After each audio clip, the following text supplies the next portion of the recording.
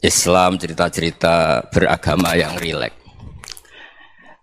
Kita semua tadi seperti yang dikatakan Kak Densus pernah disewani Mas Sufyan Sauri, juga beliau pernah ngaji. Sebetulnya dalam banyak hal-hal yang keseharian itu lebih prinsip ketimbang ide kita tentang hal-hal besar. Saya beri contoh, Allah itu Tuhan yang maha kuasa, yang menguasai alam raya ini. Kadang-kadang menjelaskan dirinya itu hanya alladzi at'amahum min ju'. Saya ini Tuhan yang memberi makan kamu saat Anda lapar, saat kalian lapar. Jadi untuk beriman kepada Tuhan yang Maha Esa, kepada Allah, kamu yakin yang memberi makan kamu itu Tuhan. Apapun kecewanya Anda terhadap tetangga, terhadap negara, terhadap mertua, terhadap istri, itu kecewa Anda tidak akan mati. Tapi kalau tidak makan itu mati. Sehingga Allah mensifati dirinya kadang pakai keseharian. Alladzi at'amahum min ju'. Tuhan itu siapa? Yang memberi makan kamu ketika lapar. Tapi kamu untuk syukur itu nunggu punya istri cantik, neriman, gampang diatur, membolehkan poligami. Terus 4 istri itu neriman semua, loyal semua. Itu sombong betul. Mau syukur saja kok repotnya seperti itu. Jadi mau syukur ya ada makanan dimakan. Itu kalau ngantuk ya tidur. Ayatnya wa min ayatihi manamukum billaili wan nahar. Maksud ayat Allah itu tidur. Nah, keangkuhan-keangkuhan ini yang menjadikan kita itu jadi repot hidup. Wong untuk syukur kok nunggu tadi. Mertua baik, tetangga baik, istri baik. Apa saja di sekelilingnya harus baik.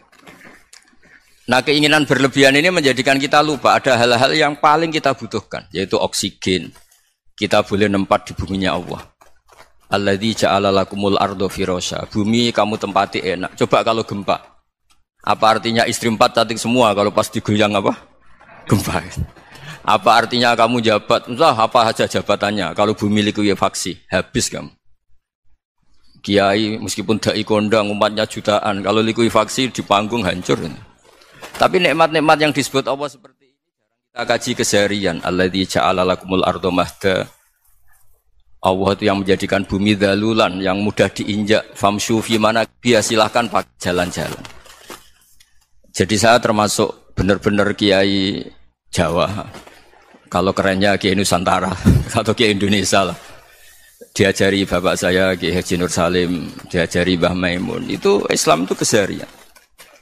Karena ketika Anda memilih hal-hal yang serius, itu tujuan utamanya nyari ridhonya Allah. Dan ridhonya Allah bisa kamu dapatkan sesuatu yang pasti benar. Misalnya dalam sebuah hadis Sahih Muslim disebutkan, Innallaha la yardo anil abdi idza akalal akla fayahmadahu 'alaiha aw yashraba syarba fayahmadahu 'alaiha. Itu redaksinya inna itu sesungguhnya. La yardo juga pakai lam taukid, juga maknanya sesungguhnya. Sungguh-sungguh Allah sangat ridho ketika seorang hamba itu makan ketika sesuap nasi dia muji Allah, ketika minum seteguk nasi dia muji Allah. Itu kalau orang diridhoni Allah itu wali betul. Itu untuk jadi wali itu gampang. Kamu makan ridho, kamu ninjak buminya Allah ridho seneng, kamu hidup keseharian aman seneng. Nah ini supaya sampean kita semua ngaji betapa panduan Rasulullah untuk menggapai ridho Allah itu banyak yang keseharian sekali. Saking kesehariannya banyak dalam hadis dan itu sahih. Nabi menyebut hal-hal yang keseharian. Hatta ma tas'alu fi fimra'atika. Kamu punya uang kemudian istri kamu bisa makan, itu ibadah. Bahkan sebagian ibadah itu dicontohkan Nabi yang akhirnya diprotes sahabat. Yaitu wa fi buti ahadikum sedekah. Kamu menggauli istri kamu itu ya sedekah. Sampai sahabat bilang, yang benar ya Rasulullah. Ayati ahaduna syahwatahu wa huwa lahu ajrun. Masa urusan biologis, urusan syahwat kemudian dia dapat pahala. Nabi menjawab, alaysa lawadu'aha fi haramin akana alaihi wisrun. Bagaimana kalau dia meletakkan ke yang tidak benar, itu kan dosa. Nah, hal-hal seperti ini yang saya ingin teman-teman semua lah, semua. Saya juga agak ingin ngaji demi Anda juga agak ingin. Itu dosa sekali ngaji kok pesanan kelompok tertentu itu enggak boleh. Islam itu untuk semua. Jadi ya cuma karena di depan saya jenengan ya seakan-akan jenengan korbannya. Itu ada ilmunya dalam usul fikih itu. Jadi orang itu harus ngaji usul fikih. Nama yang disebut, mungkin Mas Sufyan masih ingat zaman ngaji usul fikih. Nama yang disebut itu tidak jaminan sebagai prioritas perintah. Jadi misalnya gini, kebetulan yang di depan Nabi itu Abu Dzar. Nabi ya bilang, ya Abu Dzarin ini uhibbuka misalnya, atau ya Mu'ad ini uhibbuka, atau ya Abu Hurairah ini uhibbuka misalnya. Banyaklah riwayat yang Nabi nyebut ya Abu Dzarin, ya Mu'ad, ya Abu Hurairah. Kemudian misalnya Nabi meneruskan khitab, ini uhibbuka, saya mencintai kamu, fakul dubur sholatin, atau sebagian riwayat disebut fala tada'anna dubura kulli sholatin, Allahumma inni ala dzikrika wa syukrika wa husni ibadatik. Saya mencintai kamu, siapa saja. Mu'ad bisa, Abu Dzar bisa siapa? Saya mencintai kamu, mohon kalau habis sholat kamu jangan lupa wiridan Allahumma a'inni ala dzikrika wa syukrika wa husni ibadatik. Ya Allah, tolong kami permudah supaya mudah ingat engkau. Anda tidak bisa mentang-mentang, wong nama saya Parmin, nama saya Purnomo, itu yang diperintahkan Mu'ad misalnya. Jadi yang disebut satu, tapi khitab itu untuk siapa saja. Saya teruskan ya. Jadi saya mohon semua kita melakukan kebaikan itu, kalau dalam kaidah fikih disebut al yakin la yuzalu bisyak. Banyak kebaikan yang kebenarannya itu 100%. Tidak punya efek samping ke pihak lain, ke kelompok lain, ke komunitas lain. Itu tadi misalnya Anda makan dan itu murah sekali, hanya butuh satu piring. Setiap punyaan kamu muji Allah, setiap minum kamu muji Allah. Itu redaksinya Rasulullah SAW disebut Allah sangat ridho ketika seorang hamba makan, kemudian dia memuji Allah, atau minum kemudian dia muji Allah. Logikanya gampang. Negara seperti ini yang kamu harapkan bentuknya kayak apa, mertua, ipar, komunitas, tetangga, itu nyata terjadi itu kan belum pasti. Sementara yang mesti terjadi adalah kamu butuh makan, kalau tidak mati. Butuh minum, kalau tidak mati. Butuh bumi yang nyaman ditempati, kalau tidak kita juga mati. Sebab itu Allah kalau menyebut nikmatnya itu hal-hal yang keseharian. Alladzi at'amahum min ju'. Allah itu siapa? Allah itu yang menciptakan kamu bisa makan. Tidak berlebihan. Allah itu yang menciptakan kondisi sosial itu ideal. Zaman Nabi itu ya ada orang munafik. Orang-orang pilihan Allah itu juga diuji orang sekelilingnya yang macam-macam.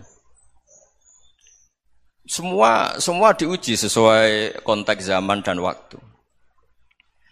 Nah, tapi ada ibadah-ibadah yang selalu disarankan Nabi. Sampai Nabi itu pernah ditanya, Ayul Islam ya khairun ya Rasulullah, Islam terbaik itu gimana? Jawabannya Nabi itu unik. It'amu to'am. Islam terbaik itu ya makan-makan, santai-santai. Ketika Allah menyebut beberapa kebaikan, falak tahamal aqobah, wa ma adrokan apa? Mal aqobah. Terusannya apa? Fakku raqobah. Terusannya apa? Au it'amun fi yaumin di masubaya, atau acara makan-makan itu juga Islam. Kenapa? Ya bayangkan kalau tidak ada makanan, kita mati kan? Kondisi sosial tidak ideal itu Anda masih gak apa-apa. Tapi kalau Anda tidak makan, Anda tidak minum, kamu punya istri cerewet masih bisa hidup, punya mertua cerewet masih bisa hidup. Tapi kalau tidak makan bisa mati. Berarti penting mana istri sama makan? Penting mana? Makan. Semoga istri Anda dengar, nanti kamu disuruh makan tapi pulang deh. Itu kalau dibahasakan makan masih memahami. Penting mana nasi satu piring dengan istri. Nggak ada nasi mati, nggak ada istri belum mati. Penting mana? Gak berani jawab kan? Nah, ternyata Anda ada garang kan di depan istri. Jadi saya mohonlah, mungkin Mas Sufyan Sauri tadi yang bisa bantulah. Teman-teman tuh ngaji yang keseharian saja. Karena kita nyari ridha Allah itu berdasar firman Allah. Dan firman Allah itu menyebut keseharian tuh riang, gampang. Yaitu tadi misalnya wa min ayatihi manamukum billaili wan nahar. Termasuk ayat-ayat Allah itu kamu tidur. Maka dulu itu ada guyonan, ada tokoh Mu'tazilah, kelompok dalam Islam yang berpikir manusia itu bisa menentukan ikhtiarnya sendiri. Karena saya bisa duduk, ingin berdiri, berdiri. Karena kelompok ini enggak terima kalau semua kehendak Allah, nanti bagaimana kalau semua kehendak Allah kok ada hisab, ya ada sanksi. Lucunya itu dia akhirnya, ini cerita ya, mencintai seorang perempuan, cantik sekali. Dan itu dia menjadi ahli sunnah itu oleh hal-hal yang sepele. Karena istrinya cantik, ya namanya suami istri itu hubungan intim. Terus ditanya, Mas, masih ingin lagi? Masih. Silahkan diulang lagi. Wah ya tidak bisa. Katanya manusia bisa menentukan yang diinginkan. Itu tobat itu. Itu nggak bisa ditobatkan Mas Sufyan Ats-Tsauri. Orang cantik yang mudah nobatkan orang itu orang cantik. Segampang itu. Akhirnya kita tahu, makanya kalau dalam kitab Hikam itu disebut al-akil mayakul madza yaf'alu wa hubi wal ghafil mayakul madza af'al. Orang yang punya akal karena sadar ini wilayah Allah, semua milik Tuhan. Itu dia tiap hari berpikir, besok Allah akan melakukan apa terhadap dunia ini. Kamu merencanakan sesuatu mau plesir ternyata gempa. Mau wisata ke Rusia ternyata perang. Kamu tidak pernah tahu apa yang akan terjadi besok. Wa ma tadri nafsum madza taksibu ghadan. Tapi anda semua kita ini sering punya jadwal permanen. Makanya saya kalau diundang siapa saja, sanad takdir. Yang jelas Gus ini acara penting. Ya masih acara penting nak pangeran ngersakno apa piye? Kok ape dadi pangeran? Kamu kok mau jadi Tuhan? Itu kadang ya kiai gitu. Penting Gus acara ini jenengan harus memastikan bisa. Loh kamu itu yang ngajarin tauhid, sesuatu itu biadillah kok bilang-bilang apa pasti. Kalau maksa terus tak tobatkan loh kamu kata saya itu. Ya kalau gitu Gus bilang insya Allah. Wah itu hati saya, fisik saya, roh saya sudah bilang insya Allah. Tidak usah kamu latih kata saya. Nah hal-hal tauhid keseharian itu gampang sebetulnya. Wal ghafil yaqulu madza af'al. Tapi orang yang lupa Allah dia setiap hari bilang besok apa? Kita bisa melakukan apa? Seakan-akan dia itu aktor, dia penting, dia subjek permanen, dia. Padahal kita ini hanya objek kehendak Allah Subhanahu wa taala. Karena kita yakin sesuatu yang terjadi di alam raya ini kita tidak bisa apa-apa. Makanya saya sering ngaji, sering bilang saya. Ketika Anda mensifati Allah, Dia yang menghidupkan. Sudah itu tanamkan sehingga ketika kita mati santai saja. Kenapa santai? Allah punya cara menghidupkan kita. Zaman kita hidup juga gak tahu caranya ngelola jantung, ngelola paru-paru. Kamu juga gak tahu ngelola oksigen yang tidak beracun, tidak ngandung polusi. Tahu-tahu hidup. Gak ingin tua ya tahu-tahu tua, gak ingin mati tahu-tahu mati. Selama ini kita hidup juga gak tahu apa sebetulnya. Hanya gaya tok, punya jadwal, punya planning. Kalau kamu bisa menentukan pilihan Anda, pasti Anda istrinya cantik, 4 neriman semua, kona'ah semua. Nyatanya enggak kan? Ada 1 jelek, cerewet. Wah itu kan, nyatanya enggak bisa apa-apa Anda kan? Dan kamu bawa mati lagi. Nah, itu kan, istri Anda juga gitu, punya keinginan, punya suami yang ganteng, yang jabat, yang neriman, yang enggak poligami. Ya enggak kesampaian juga. Kalau kita ngitung tingkat kegagalan kita itu gagal terus. Ya kan? Nah, terus ingat Allah, madza yaf'alu wa bi. Orang yang punya akal selalu berpikir Allah itu menghendaki apa terhadap saya. Loh sama-sama orang gitu. Ngelihat orang yang serius, itu kata Anda itu pemikir berat, serius. Senang punya tokoh yang merengut karena kamu anggap serius.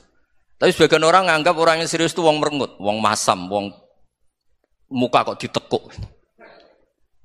Jadi sama itu hati ya muqallibal qulub tsabbit qalbi ala dini, karena kita enggak tahu cara berpikir kita tentang orang lain, tentang sekeliling kita. Misalnya kita orang baik yang jenis ngrumat fakir miskin. Ada orang bangun masjid mewah itu janggal. Apa artinya masjid mewah kalau banyak orang kelaparan? Tapi kalau yang jenis pendidikan apa artinya masjid mewah kalau tidak bisa ngaji?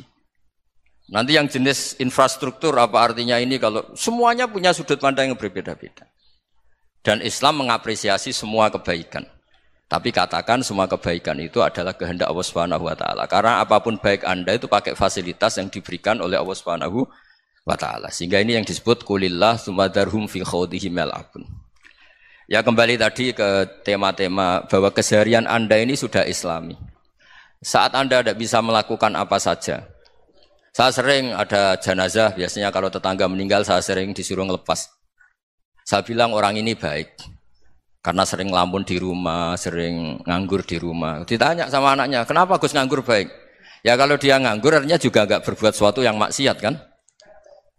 Ya kan? Orang nganggur di rumahnya ya enggak bunuh orang, enggak maling, enggak korupsi, ya namanya nganggur di rumah. Lah cuma istri cara pandang nganggur enggak menghasilkan uang gitu. Tapi juga enggak menghasilkan kriminal kan? Jadi sebenarnya Islam itu makanya kalau sampean ngaji usul fikih itu ada kitab usul fikih namanya Lubul Usul, itu terkenal sekali di pesantren itu. Itu kalau ngapresiasi keseharian itu luar biasa. Izma min mubahin illa wa yatahaqqaqu bihi tarku haramimma. Karena keseharian yang mubah saat Anda lakukan itu ada kehebatan yang luar biasa, yaitu meninggalkan haram. Makanya dulu banyak orang-orang alim ketemu temannya itu guyon sampai semalaman. Itu biasanya yang semangat Islam itu kiai kok ndak tahajud, kiai kok ndak witir. Orang yang sedang mapan uangnya banyak, malam itu ndak kelayaban itu sudah luar biasa. Melawan nafsu supaya tidak maksiat itu sudah luar biasa. Supaya lupa guyon sama temannya semalaman sampai subuh. Gejlok-gejlokan ngenang zaman miskin, zaman kuliah nggak jelas, zaman apa. Melihatnya jangan tarkut tahajud. Seperti ini meninggalkan tahajud, tapi meninggalnya ini talkul muharramat. Jadi kayak apa hebatnya? Sehingga Imam Ghazali punya riwayat yang agak unik. Hatta takuna ibadatu akhiri hadil ummah iku an-naum. Sehingga suatu saat ibadah terbaik umat ini itu tidur. Itu kan riwayat kontroversi. Ketika Imam Ghazali ditanya, kenapa iya? Kenapa kamu mulai keluar dari rumah itu sudah banyak maksiat? Melihat perempuan yang enggak mahram, melihat fenomena. Tapi kalau kamu tidur itu enggak melihat apa-apa. Tapi juga kamu jangan nganggap tidur itu ibadah betul. Saatnya melakukan fardu ain malah masih tidur. Tapi itu sudut pandang yang menjadikan kita Islam itu gampang. Jadi saat Anda tidak bisa aktivitas apa-apa, misalnya ada beberapa orang yang lumpuh. Lumpuh itu memang nggak bisa Jumatan, nggak bisa ibadah, tapi dia juga nggak bisa maksiat. Tidur itu memang Anda saat itu tidak bisa tahajud, tidak bisa witir, tapi saat itu ada zina, ada maling, tidak gosipkan orang, tidak bully orang, tidak menanamkan kebencian, tidak hasud. Sehingga tidur menurut Allah Ta'ala wa min ayatihi manamukum billaili apa? Wan-nahar. Karena di tidur itu selain ada unsur istirahat, jaga kestamina, juga ada unsur meninggalkan beberapa keburukan. Nah, saya mohon ibadah yang keseharian ini kita jaga. Supaya kita semua baca ayat itu fasih. Fasih itu tertanam di hati. Allah itu siapa? Alladzi at'amahum min ju'i wa amanahum min khauf. Dan Allah kalau cerita di Quran itu anna sababnal ma'a sabba tsumma syaqqaqnal ardha wa syaqqa fa ambatna fiha habba wa inaba wa qadba wa zaituna wa nakhla wa hada'iqa hulba. Kamu tahu saya ini siapa kata Allah? Saya ini adalah Tuhan yang menurunkan air, kemudian ada tanaman banyak. Habba wa inaba wa qadba, ada zaitun, ada tin, kalau orang Jawa mungkin ada tela, ada padi, ada mangga, ada pisang. Sudah. Wa inaba wa zaituna wa nakhla wa hada'iqa hulba. Ada perkebunan yang lebat. Tujuannya apa? Mata Allahkum, silahkan kamu pakai, kamu nikmati. Tapi karena kadang kita ini punya ide-ide besar. Tadi untuk syukur saja nunggu punya istri riman, rumah baik, tetangga baik, komunitas baik, semuanya baik baru syukur. Lama-lama nanti ada di surga, syukurnya nunggu surga paling kelas A. Itu sudah ada yang menghuni Rasulullah, kamu nggak boleh di situ. Masa untuk syukur saja? Repotnya Masya Allah. Jadi mohonlah Quran yang kalau Anda hafalkan juz sama itu kan ada ayat-ayat yang kayak tadi. Ya, fal yang dzuril insanu ila ta'ami. Coba lihat apa yang kamu makan ya? Dari mana? Dan untuk mempertahankan hidup kamu keseharian. Jadi jangan kira ibadah itu harus membentuk komunitas yang versi Anda. Ibadah itu harus yang hal yang mulu-mulu. Kesehariannya Anda alami. Loh ini saya tidak bikin-bikin. Saya ngaji bukan karena berdasar pesanan. Itu ayat yang saya baca kan betul ada ayatnya kan. Fal yang dzuril insanu ila ta'ami. Anna sababnal ma'a sabba tsumma syaqqaqnal arda syaqqa fa ambasna fiha habba wa inaba wa qadba wa zaituna wa nakhla wa hada'iqa ghulba. Terusannya apa? Mata'al lakum, silakan kamu nikmati. Mata itu silakan kamu nikmati. Ya kayak sampean dikasih hidangan ya makan. Ya sudah makan. Habis makan ya minum. Habis itu ngantuk ya tidur. Ya sudah normal-normal saja. Kayak apa indahnya Islam. Tapi Anda mencari Islam yang gimana lagi? Nah itu yang diajarkan guru-guru kita, diajarkan sanad kita sampai Wali Songo, sampai Rasulullah SAW. Bahwa pada akhirnya ada jihad, ada perang. Itu dulu memang perang, bukan membunuh. Beda. Dulu kita dijajah Belanda ya perang, dan itu normal karena kita dijajah. Jadi ketika orang lain ingin baik sama kita, wa in ahadum minal musyrikin astajaroka ya fa'jirhu hatta yasma'a kalam Allah. Kalau mereka ingin baik ya kita baik. Makanya ada istilah mustakman, mu'ahad. Kalau mereka ingin damai, berdampingan dengan kemajmukan ya itu yang lebih baik. Karena memang Islam menghormati proses perdamaian. Wa in janahu nawa lisalmi ya fajnah lah. Kalau ingin damai ya kita harus damai. Jadi andai kan dulu Belanda datang ke Indonesia kok minta besanan itu. Ya mungkin kita juga senang karena memperbaiki hidung kan kalau kita besanan gitu. Nah tapi wong jajah dulu itu kan masalah kan? Apa? Masalah kan? Jadi saya mohon jadi apa? Saya tadi minta sama Bapak Kadensus kemarin juga pernah main ke saya. Jangan sering ketemu saya ini sudah uzlah, saya ini sudah mau daftar jadi resi. Saya itu kemarin di muktamar juga agak datang, acara di Jogja juga sudah. Karena memang keluarga saya dulu itu bahasa ya, bapaknya bapak saya itu enggak keluar rumah itu puluhan tahun. Memang punya adat uzlah.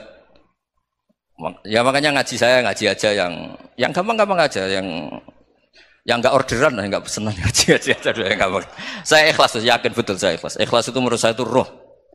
Orang enggak ikhlas menurut saya itu orang aneh. Ikhlas itu gampang, sudah saya bilang. Kalau kamu yakin ilmu itu milik Allah, ngasihkan juga ikhlas itu milik Allah. Apa sih yang kamu punyai sehingga kamu tidak ikhlas? Uang milik Allah, energi kita milik Allah, bumi milik Allah. Kemudian kamu merasa memiliki. Merasa memiliki itu kalau dalam ilmu tasawuf sudah kesalahan kan. Bagaimana Anda punya? Coba tahu-tahu tanah itu kok milik Anda. Karena saya beli, Gus. Saya beli dari orang, dari Zaid. Padahal yang asli punya itu Allah. Apa benar kamu pernah beli sama Allah? Zaid ini pemilik nisbi, pemilik yang enggak sebenarnya kan. Ya enggak? Yang benar-benar pemilik itu Allah. Kok kamu ngerasa itu bumi kamu itu atas nama apa coba? Milik kan harus beli atau dikasih. Tidak semua kan? Nah, makanya terus famshu fi manakibiha dan Allah menyebutnya, sudah saya ini yang menciptakan bumi. Waladzi ja'ala lakumul arda dalulan. Dan Allah menyebutnya sederhana, famshu fi manakibiha, silakan jalan-jalan. Terusannya apa? Wa kulu mirizki, silakan makan-makan. Jadi Islam itu yes. Ya, makanya kiai-kiai itu ada acara makan, sampai ada guyonan fikuli makanin makan di setiap tempat ya makan. Nggih ngoten nggih, pokoke sing gampang-gampang mawon nggih. Nggih Mas Sufyan nggih sing gampang-gampang mawon nggih. Assalamualaikum warahmatullahi wabarakatuh. Nah, yang saya ingin tanyakan, bagaimana kita memupuk konsep persaudaraan tanpa memandang kepentingan duniawi. Bismillahirrahmanirrahim. Ya yang rileks saja ya. Saya pernah ketemu orang yang pakaiannya itu enggak, mungkin kalau orang syariat bilang enggak syar'i lah. Pakai pakaian yang tidak syar'i. Tapi dia muslimah, dia ke masjid. Saya ditanya sama seseorang, Gus kok sama orang gitu mau bertemu gitu. Karena terus saya bilang, kenapa? Dia pakaiannya ada Islami. Oke, dia tidak pakaian Islami itu nyata, tapi dia ke masjid itu Islami, tetap sholat itu Islami. Ketika dia ingin sholat dan tetap sholatnya pakai takbir, pakai rukuk, pakai sujud itu Islami.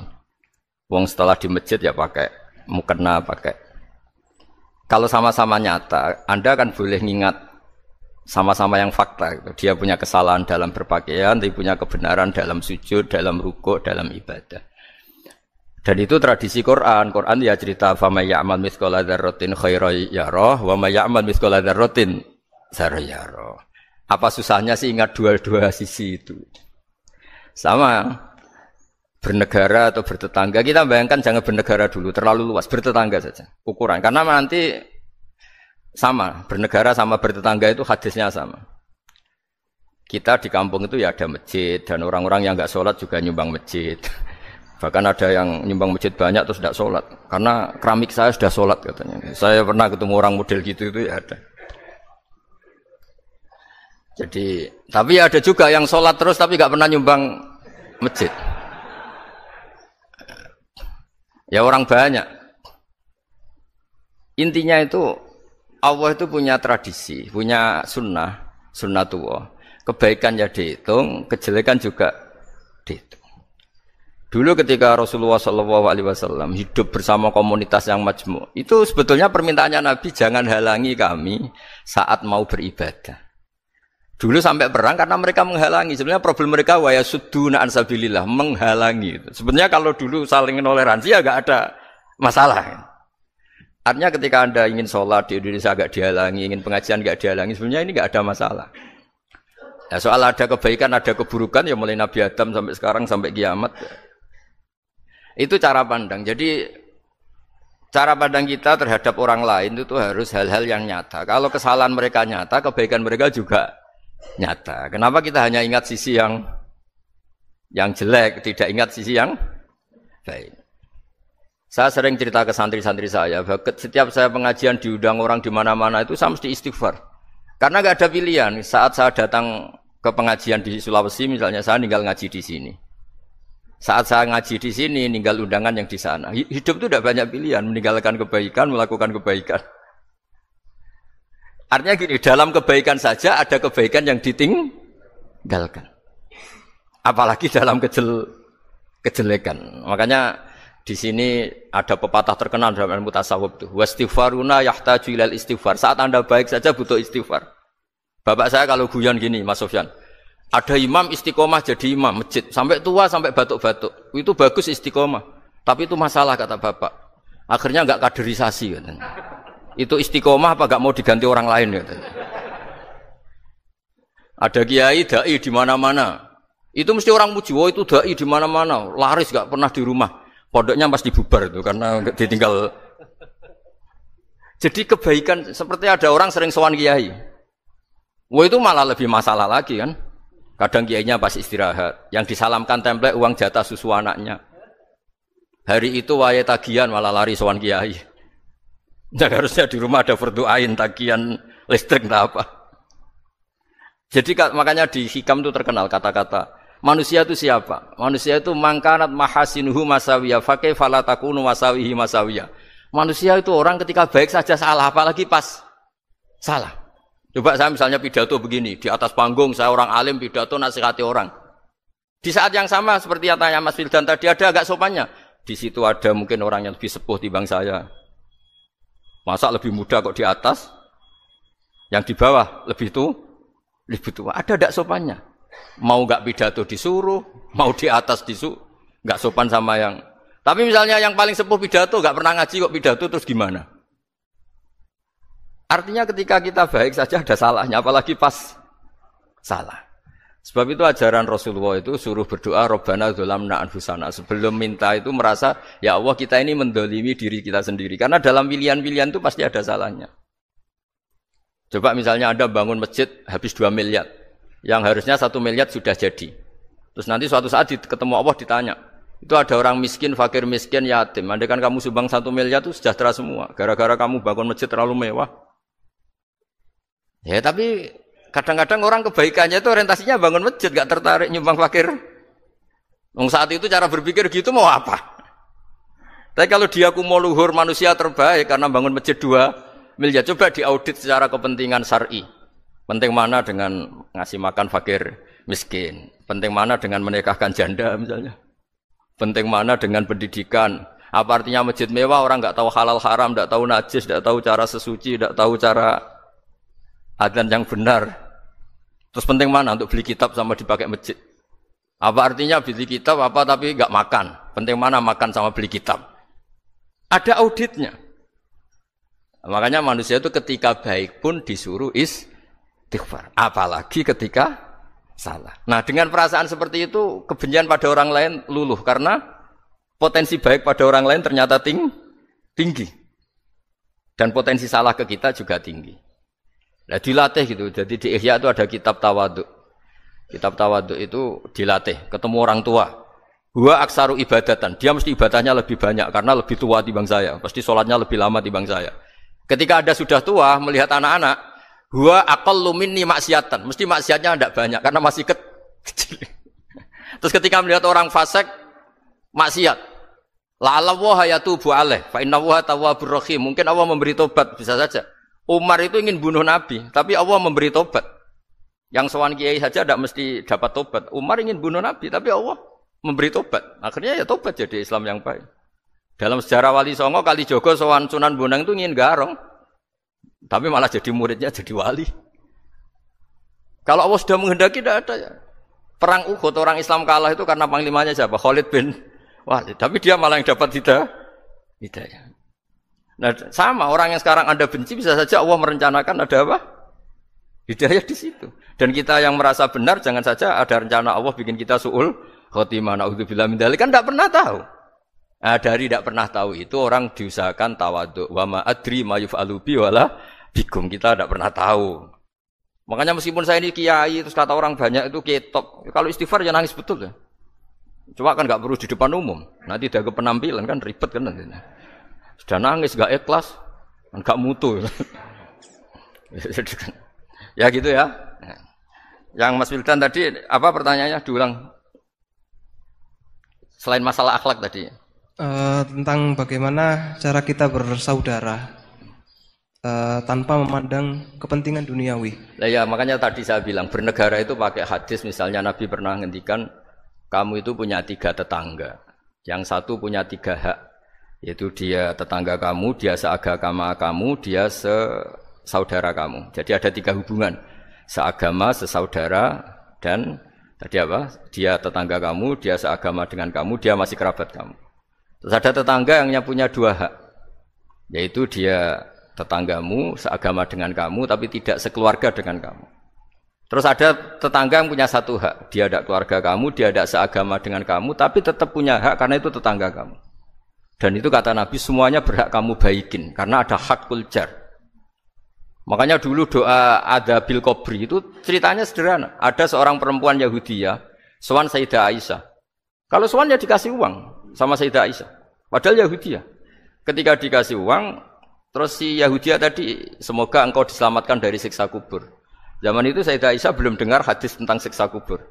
Setelah Rasulullah datang, saya tadi diminta didoain, ya saya terima karena saya enggak percaya. Terus Nabi ngendikan itu benar adanya siksa kubur. Ketika komunitas Yahudi di Madinah itu puasa Asyura, Nabi coba tanyakan mereka, kenapa puasa Asyura? Padahal orang Yahudi. Oh, terus setelah ditanya, yaumun najjawahu fihi Musa, itu hari di mana Allah menyelamatkan Nabi Musa, kata orang Yahudi. Terus kata Rasulullah, nahnu ahaqqu bi Musa, saya juga berhak menghormati Musa. Kemudian Nabi puasa. Suatu saat lagi ada orang Yahudi datang, ya Rasulullah, ya Muhammad, manggilnya ya Abul Qasim karena orang Yahudi. Ya Abul Qasim, nanti nasib langit bumi ini di mana? Manusia yang sudah mati-mati di mana ketika bumi dihancurkan? Mayat-mayat yang sudah di kuburan di mana? Terus orang Yahudi tadi bilang, inna woha wadu as-samawati ala dzih wal aradina ala dzih. Soalnya Allah itu bisa saja mengelola langit bumi yang sudah hancur gini-gini. Nabi itu tertawa-tawa. Dalam sebuah riwayat disebut hatta badat nawajidu. Tertawanya Nabi itu lepas sampai giginya kelihatan.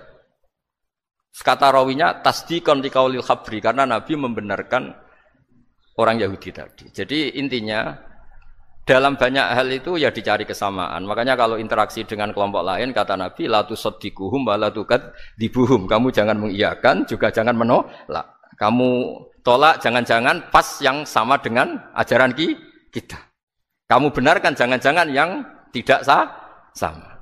Ya sudah, kalau enggak sependapat ya jangan ngambil sikap. Nah itu juga yang dipraktekkan Rasulullah SAW. Nabi yaqumu lailatan yuraddidu hadil ayat.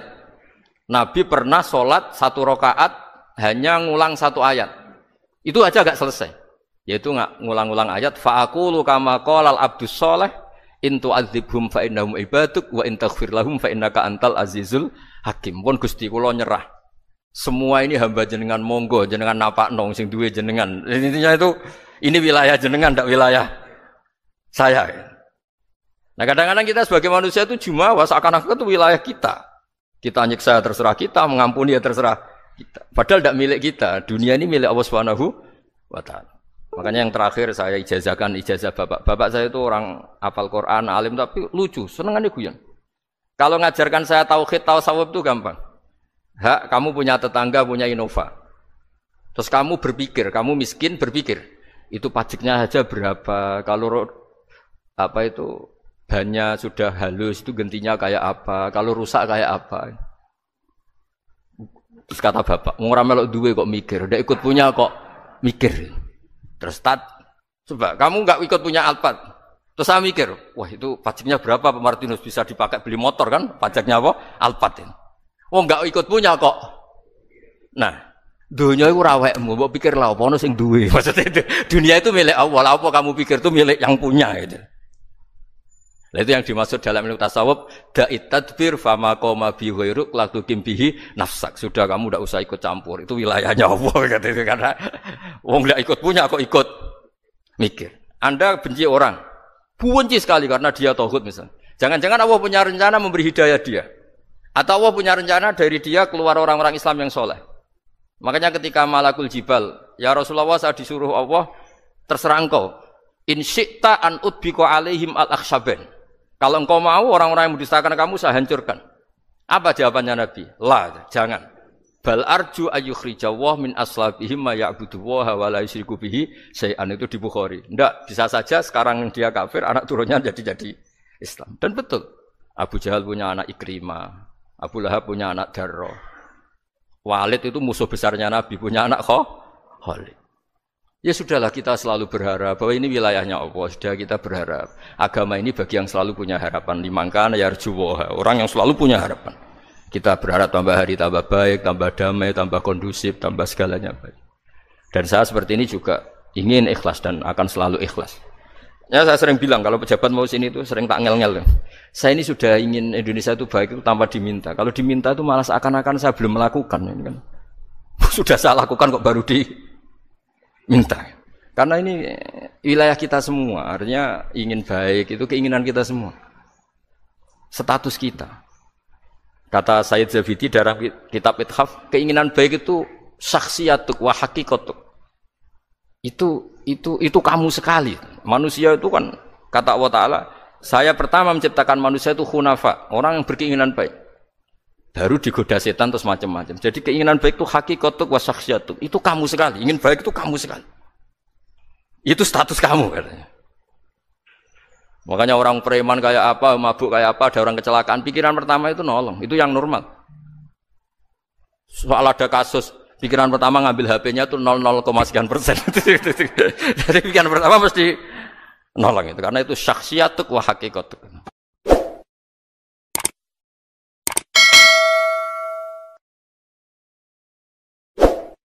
Kalau kamu berdoa, itu yang tadarruk itu ya yang sangat sopan, wakuf ya, secara diam-diam atau secara enggak berlebihan.